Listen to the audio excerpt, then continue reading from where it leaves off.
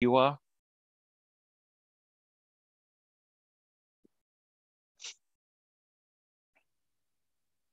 So has everybody heard of a website called Padlet? It's a website that we can almost make like sticky notes. So imagine we've got a oh, I can't remember. Imagine we've got a piece of flip chart paper and some post-it notes. It's effectively an online version of that. So I'm going to share the link in the chat. So if there is, well, that's all right, Ruth. Depends what you're eating, really. If you're going to make us feel hungry. Um, so I'll share that in the chat. Um, so if there's It's a cup anything, of soup, David. It's a cup of oh, soup. oh, that's more of a drink than a meal, really, isn't it? It's all I'm getting today. Oh, we've got some more people in the waiting room. I don't understand why people should be able to come straight in, but so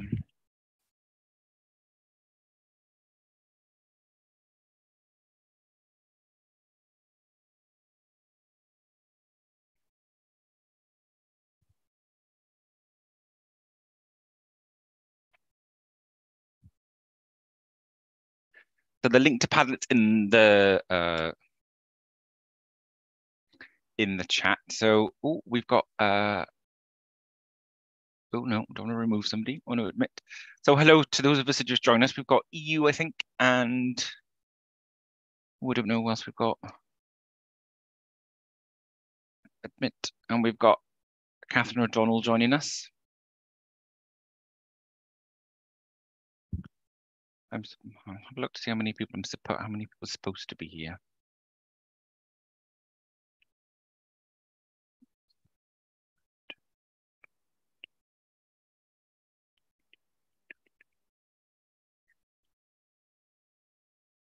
Oh.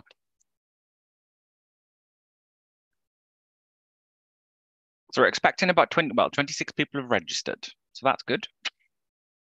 That's good. Um,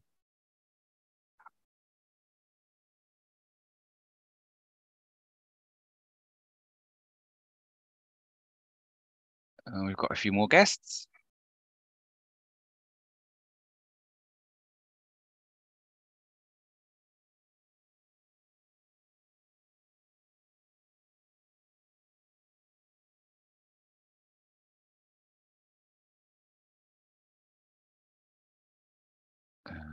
Oh, wow.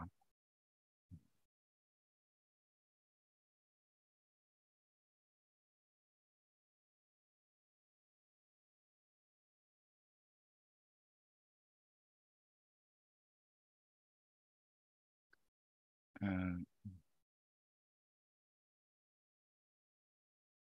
right, we're just waiting for somebody else to join. We're sort of, I think we'll kick off. So the purpose of today's event really is, well, first of all, my name's David, and I'm the chair of the section. You might have seen me in some of the previous webinars and some of the recordings and things. And you've probably seen my name on some emails and things coming around. And I've now got the dog whining behind me. I may have to duck out shortly because I'm expecting a heating engineer because my boiler's not working and it's snowing. So I might have to duck out shortly just to let the engineer in to sort out my boiler. So just to give you the purpose of today's event really is to invite your feedback and comments and get ideas and suggestions of what you want from the section. You may be aware, or you may have seen, there's been lots and lots of change at Arcot recently. There's been certainly certainly a change in how we're able to communicate with you and the frequency of that communication. That's one thing that's been not an issue. It's one thing that's been of a concern to a lot of members and a lot of members of the committee is being able to actually engage with you, and especially from a regional point of view. So we've got our next NEC meeting in about a week and a half's time. So what we want is some ideas from your first of all your general feedback on what you think about the section and what we've been able to offer so far, but also hints, tips, ideas of what you want going forward. So it's very much, okay, so if you want to plow in, put your hand up, put it in the chat. Just, you want to tell us if you're happy about something, if you're not happy about something, because we need to gather this feedback so we can make the changes we need to actually make the section effective for you as our members. So I'll open it up to the floor. So if you want to raise your hand, you can do it on. Oh, can you do it in this? If you click on reactions, you can. Oh, actually, no, you can't. Or can you? I thought there was a function to raise your hand, but there isn't. But I think because I can't see everybody, let's do that. I think Carol had a question or a comment. Hi, yeah, one of the things that was always very helpful was the regional regular meetings. I'm yes. in the south, and we used to meet at the College of OT, and they were extremely valuable. And we used to have different speakers come along and yes. share, share knowledge. And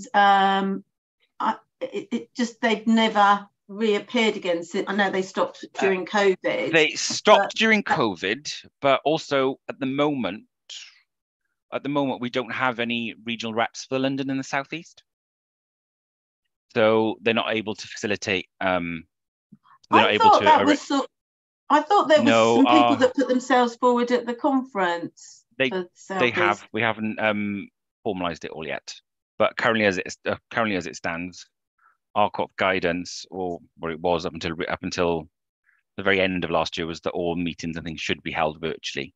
But you're brain, yeah, or you're very right, Carol. You're very right. The regional events, the in-person events, were something that everybody's missed, and I think it's definitely something that we need to get back to doing. One of the issues that we have had is, not this is an excuse, is communication with regions was more difficult because of some changes with RCOT. There were some GDPR requirements that they did with their new database that they couldn't tell us who you were or what region you were in.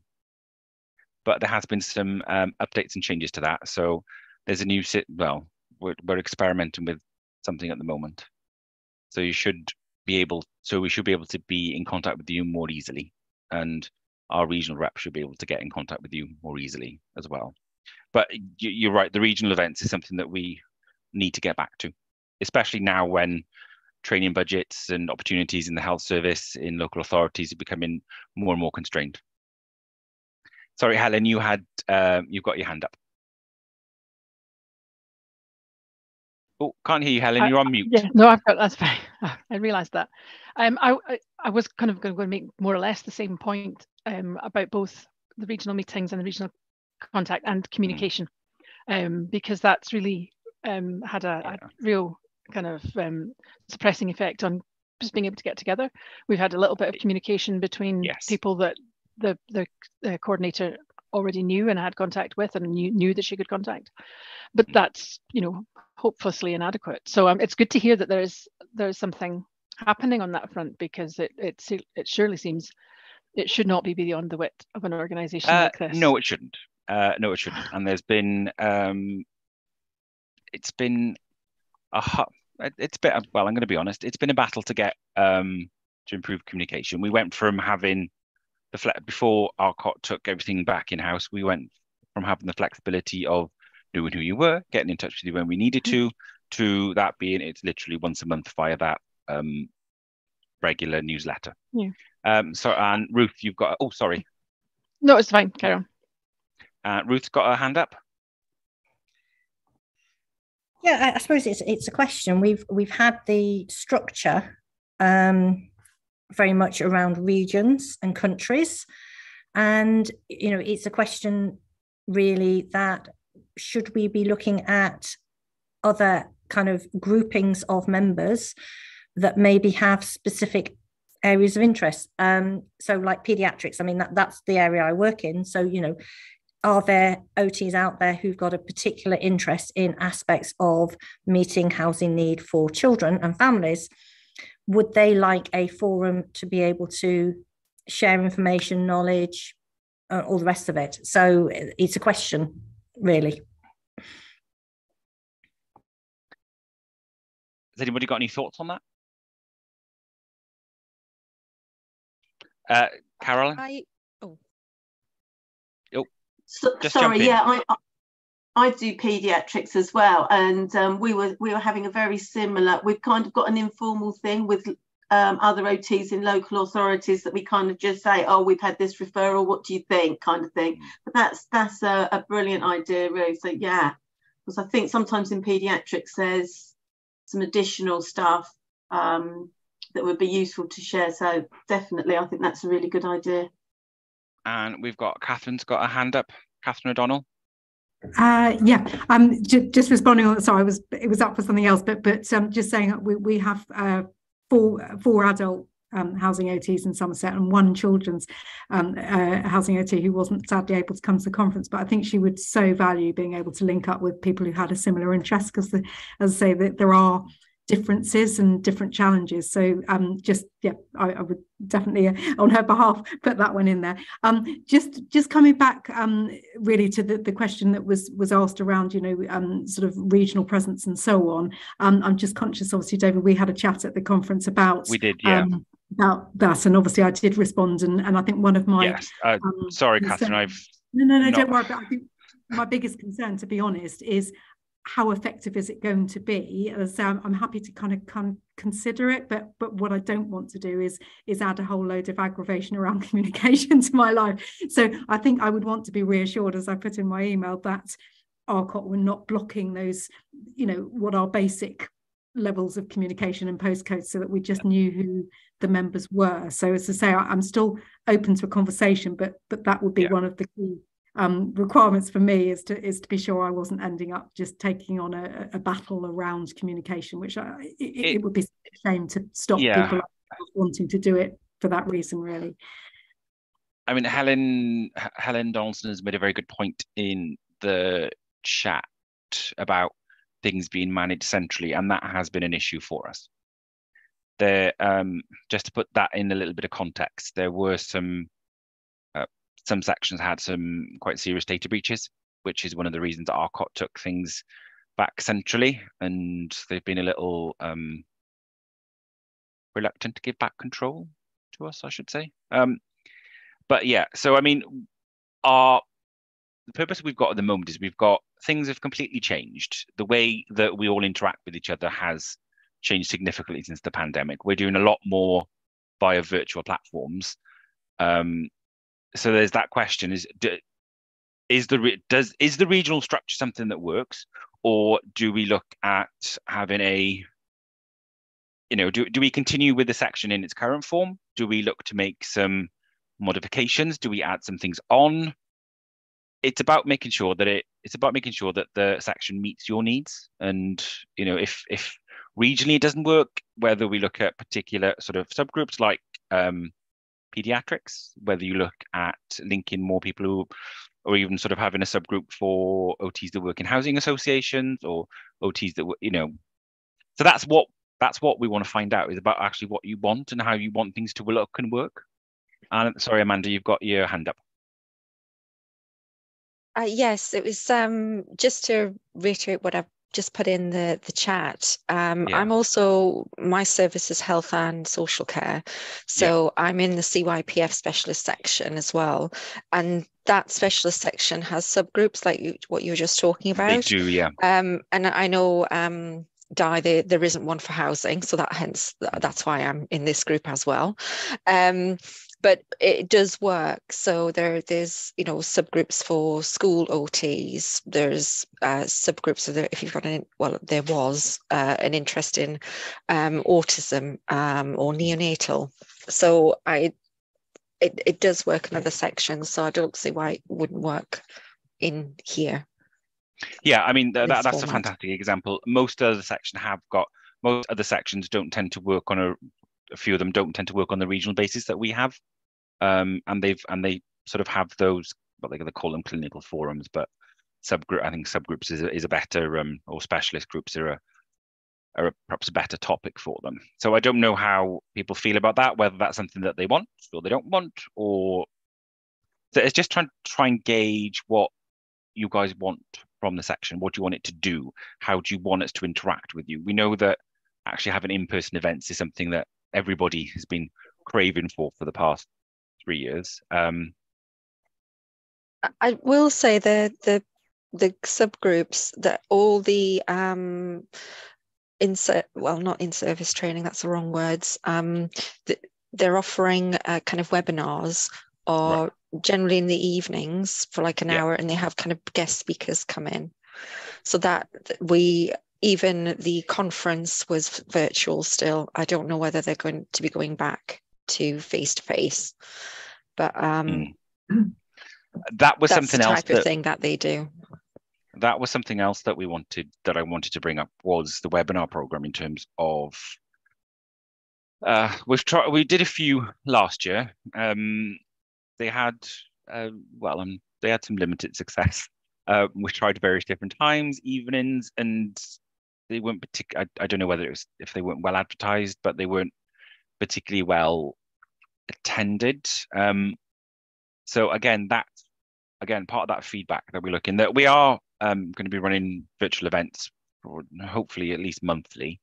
And I guess one of the questions is what sort of time,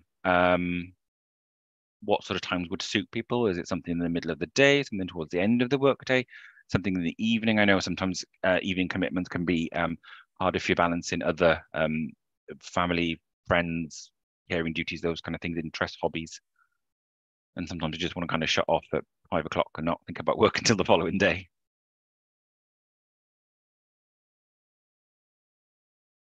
Anybody? We've got Mary. Group, yeah. Yeah. So Mary said that she's got some strategic elements of her role.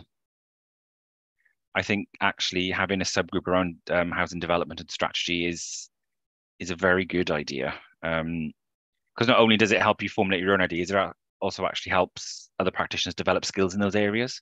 Helen, you've got your hand up.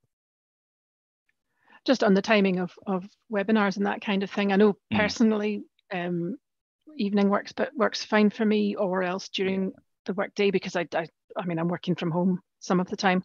I think quite a lot of folk are, but I think the only way to kind of land right would be to offer a variety, because everybody's circumstances are different.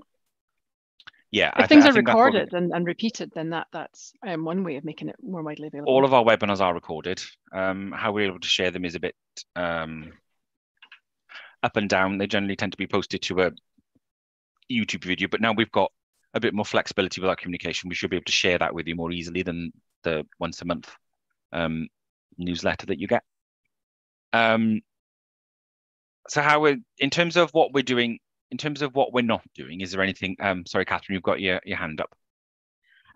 Yeah, I mean, just to say, it is frustrating. I appreciate for you, no time's going to suit everyone, but I think what has been quite good, I think, is that kind of ongoing summary in the newsletter. These are the webinars, so and I have tapped in that way. So whilst I hold my hands up and say I haven't quite made it to all the events, it's much appreciated that they're there, because that's a fantastic resource to kind of dip into and so on. So I would say I think if that could continue with that, as I say, reminder to come back to it, so it's not just a once-off opportunity. Actually, that is the sense of recording. I mean, they've been recorded for your benefit, so that you can go back and look at them, not if you didn't have a chance to attend them, but also go back and look at them later on.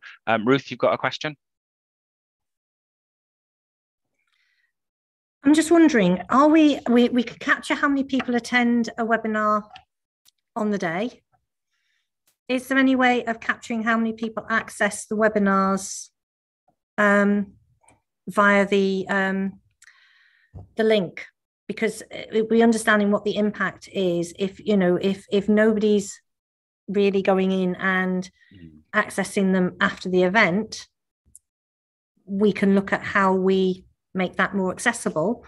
Or good question. I'm not sure. Is it actually that loads of people? I mean, I've got no idea how you do that, but I just thought somebody at RCOP might. Well, at the moment, what I do is once the webinars have been recorded, I download them. I don't edit them down specifically. I kind of add like the title of it, so it all kind of looks uniform, and I upload them to YouTube on a private link, and then share that link. So we can probably look to see how many people have clicked on it or how many views it's had. That seems to be the easiest way that I found that most people can access YouTube.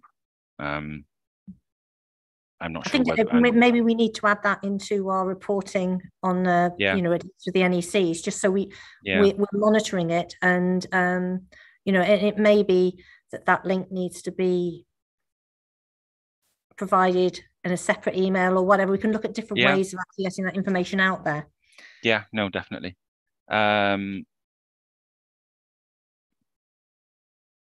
Sarah's made a good point about sending out questionnaires, responses to questionnaires. Sometimes they get lost in the email traffic, and it's you don't always get a great response to questionnaires. But sorry, Jaquel said she's having issues with Zoom. So I mean, everybody seems to like the webinars. I guess the next kind of thing is, what topics do you want the webinars to cover?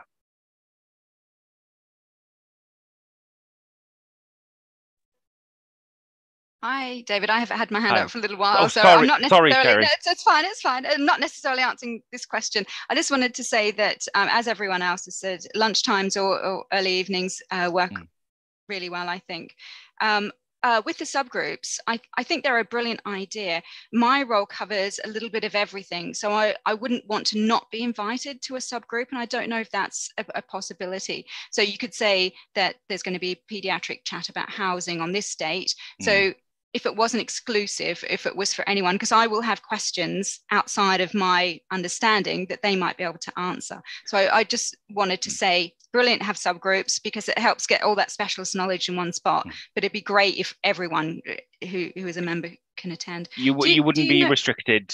If we are able to set up subgroups, you wouldn't be restricted to the number you could join. It's not like, because they're within our section, that would be part of your membership fee. So you could access those particular groups either whether just to look at it or take part in it to see what kind of discourse is going on.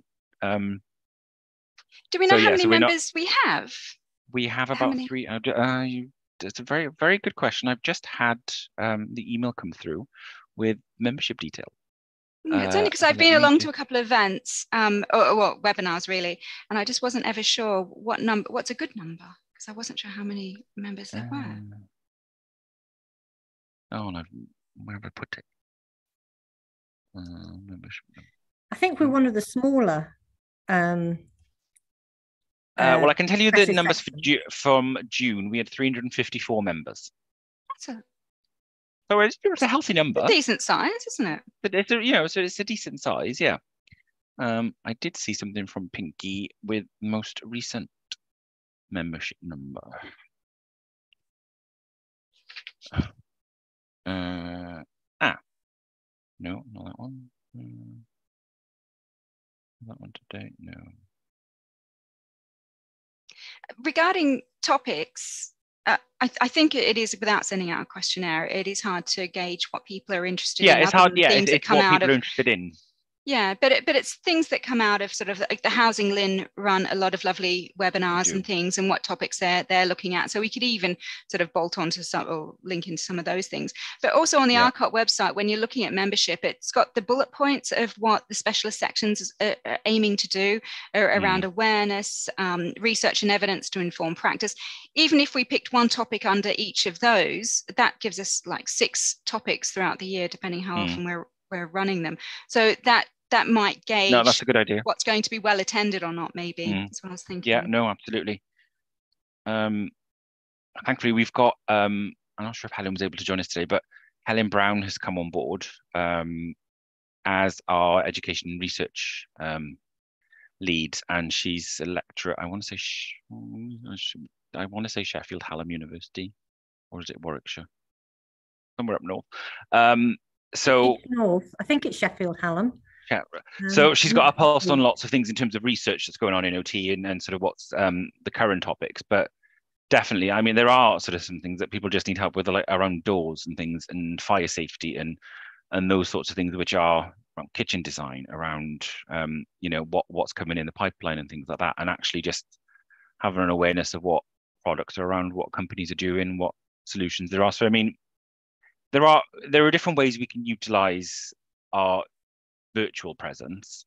We can do sort of the structured webinars where somebody comes in and delivers something and there's a Q&A.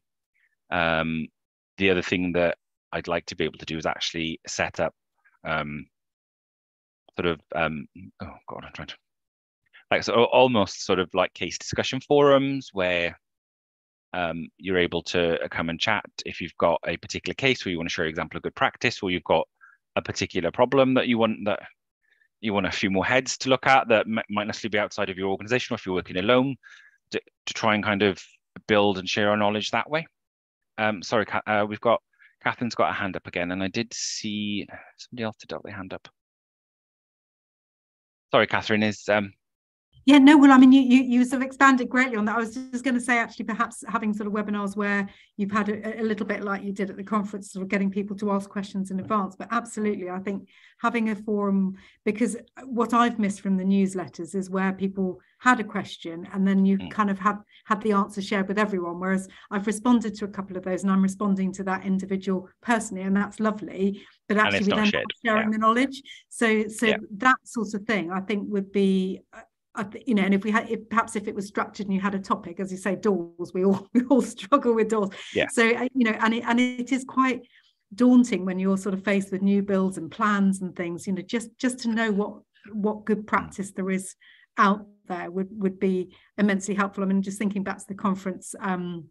The people it was mentioned that when they did that survey, it was the jar openers and the doors that were the problem. So we know we all have this problem, but sometimes we don't all know how to fix it. So I think being able to share that, and then perhaps even have a transcript of that, so that people who weren't able to come can actually kind of pick out sort of appropriate links and stuff, I think would be. I mean, again, those sessions can be recorded. Those sessions can be recorded and shared. I mean, those could be done on. They could be done on a.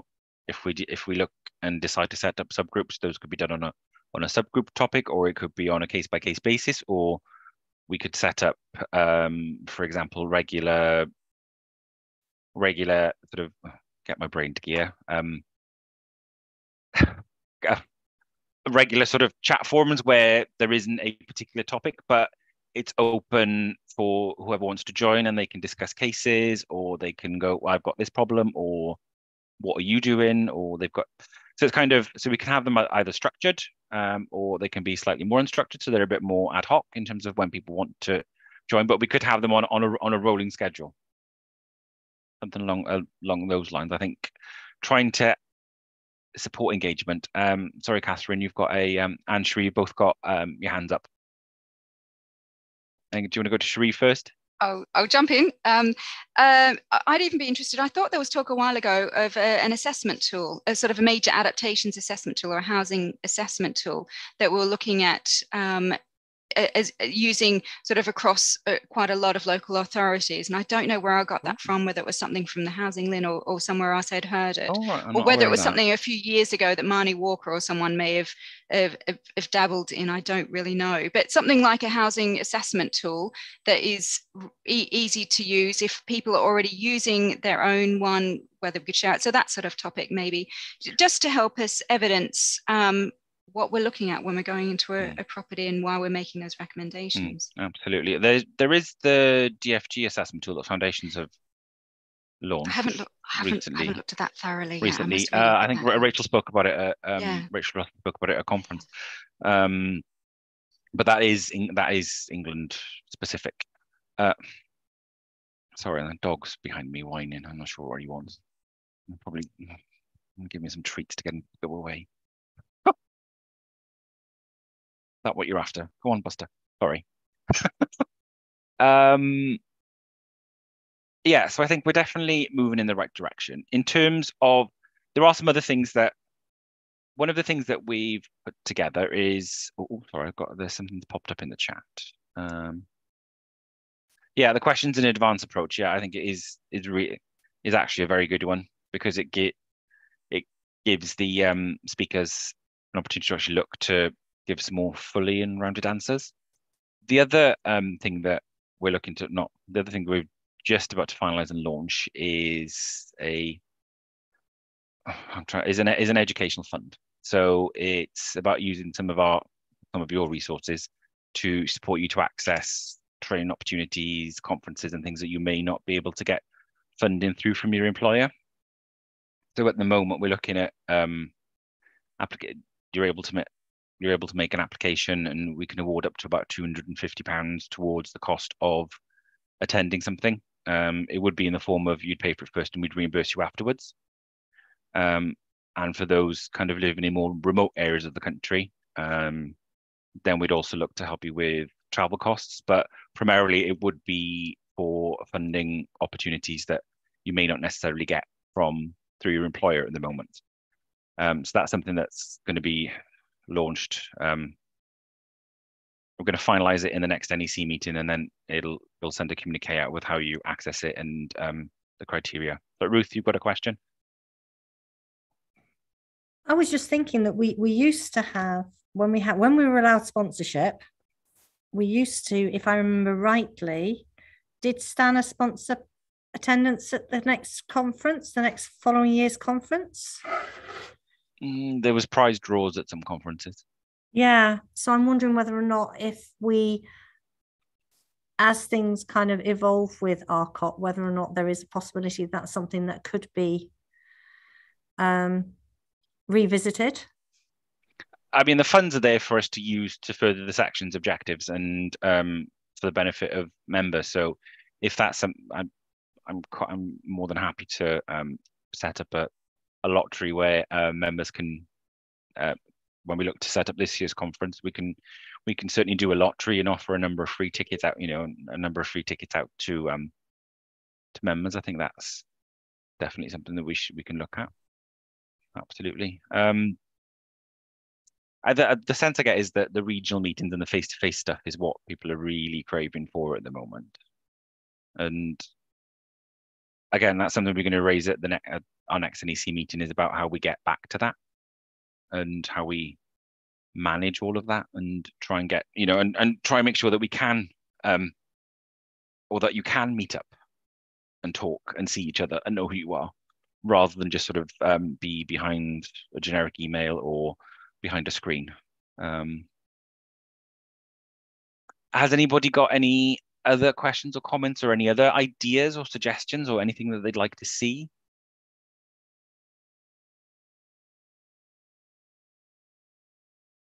I hate this because all I can see is names. When you're in a room, you can see, and when you're in a room, you can see people thinking and they're about to offer something. Anybody? Anybody wants to chuck something in the chat? Sorry, the dog's behind me. Oh, sorry, Caroline, you've got your hand up. Hi, can you hear me okay? Yes.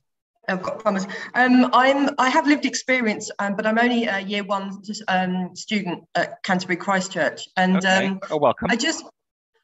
I read this, obviously part of OT interests me, so I thought I'd join. But yeah. I was just interested in how you gain more membership to these specialist groups, because obviously I'm a bit of a nerd on this stuff, so I was instantly drawn to it. Whereas I believe there's probably people in my cohort that would probably happily join other groups. I'm not sure it was really, it's not pushed on us as much, maybe. I'm just sort of putting my comment there. This is it. To be completely honest with you, Caroline, that is something we've struggled, is trying to increase our membership and actually make it relevant for we've got comments about specifications. So I mean, that's something again we can look at. Sorry, Caroline. Yeah, actually increasing our engagement is, but it's also again how the channels that we use. I mean, if you remember, you get emails, but it's also how do we encourage discourse on social media? What platforms work for people? I mean, we've got a pretty large presence on Twitter, which thankfully Ruth is very, very adept at doing for us. But it's whether we need to use some of the other platforms that are available, whether people have got an interest in Instagram or using Facebook, and using some of the other the other social media platforms, and whether that's something that can draw people in. Yeah, Ruth, I just felt. Sorry. No, sorry, Caroline. No, just one more quickly. I just felt that when you've got like 70 people in a room, obviously our cohort's probably quite small, maybe compared to other parts of the country. They're quite a captive audience, and I don't think enough was sort of probably said how brilliant RCOT can be for our studies, and the amount of online resources, things like these platforms that I can listen to OTs talking about, housing adaptations, things like that interest me. I feel that you're not selling yourself enough. That's all. We're probably no. You're right. We're not. We're not. Sorry, Ruth. You've had your hand up. So I just wanted to say that as I see people who follow us, I always look to see kind of who they are and what they've done, and there are a fair number. A fair number of the people who do join us on Twitter are actually students. What I don't do is track them to see, it's a bit like stalking, really. It feels a bit uncomfortable. But I don't track them to see whether or not they actually A, graduate, and B, come into an area of housing. Most people who follow us tend to stay following us. I'm not seeing a lot of notifications that you've been unfollowed, but then we could all be muted. So, Twitter has its limitations. I suppose the question being, would it be a more interactive process of using Facebook? Because, that is something that has been discussed.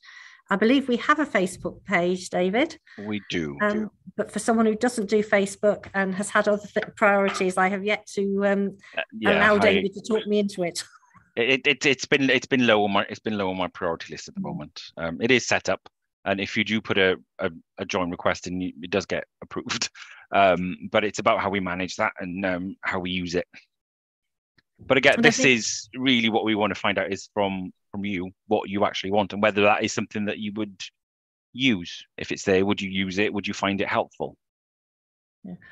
If we had Facebook, it's got to be kind of a relevant thing, because we don't want people to be flooded by lots and lots of notifications of stuff that well, it's been set up. It's been set up as a closed group.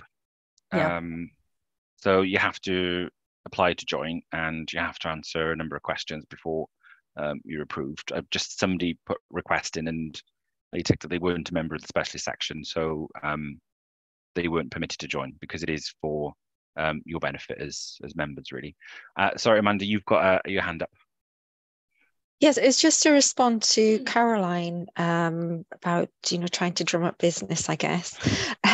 If you go onto the RCOT website and click on the About Us, you don't need a login for it, and it brings up, if you click on About Us, it brings up, it drops down like a purple banner, and on there is specialist sections, and if you click on there, it brings up the list on the right hand side, and you can click on housing, and it as a student it's £5 for the year to join. So I haven't taken it any further than that, but you have to be a member of RCOT though, Amanda, to be able to join the specialist section. But all students should be. But I'm saying she doesn't need to log on into RCOT to view the specialist sections. No, you don't. Yeah. And that's another question. We've got quite a few student members. Do we need, the other question I'm putting out to you, Caroline, maybe some of your colleagues or your cohorts might be interested, about having student representation on our executive committee. I was actually going to say, do you have a group for students? Do you have a? Not specifically, no. Okay. But if that's something you're interested in working towards, we'd be more than happy to look at it and explore it. Yeah, I think it's a good idea. Because if you as a student, if you're getting something from the section, then, and you are going to be you are future practitioners, hopefully decide to specialize and work in this area. So we need to encourage our new blood. Definitely. Ruth, sorry, your hand's up. Oh, hi. I'm trying to find Sorry, I've just got distracted. I was just making a note. Oh. I was thinking, one, we have, if we go for subgroups, there should be a subgroup for students. You know, maybe things like looking for placements if they're interested in housing, looking for opportunities. And I've just made a note that I'm going to tweet out to let people know that actually, if you are an RCOT member, there is a significantly reduced rate to be a housing section member as a student.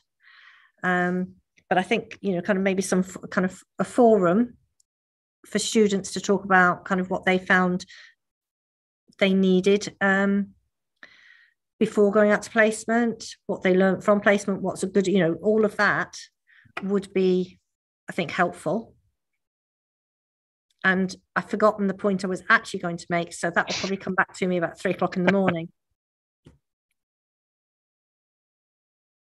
Did anybody else got any thoughts, anything that they wanted to add or tell us that they'd like to see us doing or not do, as the case may be?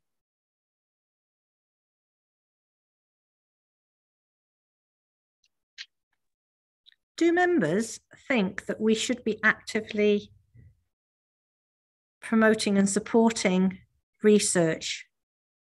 By which I mean, if somebody needed some money towards doing some research, or us saying we've got this area of research, is that something that people think the specialist section should be doing to help build the evidence base? We've got Cherie's got a hand up. Hi, I do, because with the Bath Out project that the another uni up north, Nottingham, Leeds, somewhere like that. Yeah, Newcastle, Bath Out 2 project. Yeah, Newcastle could be. I think it's really important for the specialist section to be saying, hey, if you can encourage your local authorities to be joining this, then you should, because it can directly relate to the DFG funding, to policy changes, to legislation, because it's aimed at a national level with sort of local, they need more and more evidence, because it's a proper blind research study, which is one of the only quantitative, I think, that we've done in the UK, possibly internationally. So I would absolutely say yes. For us individually to provide feedback, but also to encourage local people to join in. And just one other thought was regarding students and raising the information and profile about home adaptations. I'm based in Essex, and I've gone to, or I've been asked to go to Anglian Ruskin University and Hertfordshire Uni, and I can't remember the Norfolk Uni, just to do a session on what are major adaptations, what are minor adaptations, what's the legislation, who can apply for things, what are we looking at? So, and it's only really an introduction session, because I don't think all universities have to have a topic on major adaptations. So a lot of our unis don't do that. And I don't know whether that's something that is decided by RCOT on what topics the unis cover, or whether unis choose their topics themselves, but everyone seems to dabble in it, whether it's a physical health or mental health as well. So maybe it's something that we could also think of promoting or sharing, or because I don't even know if the content I'm doing is right, because I'm kind of winging it. You feel like you're winging it a little bit, don't you, when you don't have these regular catch-ups with people to say, hey, I'm telling them this, is that right?